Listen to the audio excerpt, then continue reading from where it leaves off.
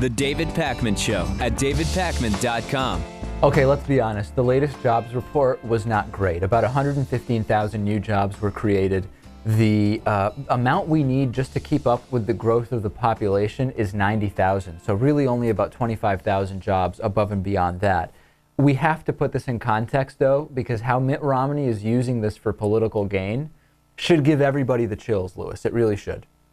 Everything Mitt Romney does gives me the chills. There's a few things to discuss here. Number one is that Mitt Romney used to have his indicator for whether unemployment was doing better or worse was that it should be really approaching and getting below 8%. Now, about a year ago, it wasn't clear that that was really going to happen. Now we have dropped on the unemployment rate to 8.1%.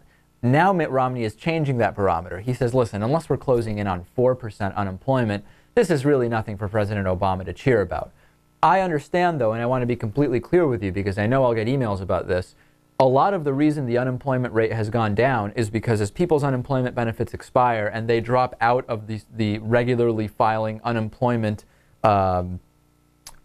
benefit list, they essentially are no longer considered to be looking for a job. So it's not that they've found jobs. The number of unemployed people total has gone up if you look at people not in the workforce. That being said, though, this is Mitt Romney's own barometer, and he knows unemployment was measured the exact same way for a really long time. So this is kind of a pathetic move from Romney to say, well, 4% is really where we should be. Well, he's a pathetic guy. And it would be nice if we had a way to know exactly what the exact number of actual unemployed people are, but I mean, you can't really do that unless you have some type of census. No, we do have estimates of it. And to be honest, one of the good things Ron Paul does do is talk about that actual real number. I forget what it was at recent count. But the other ridiculous thing we're seeing from Romney is he's saying we should be creating, and he would create 500,000 jobs per month. If we look at that number, China.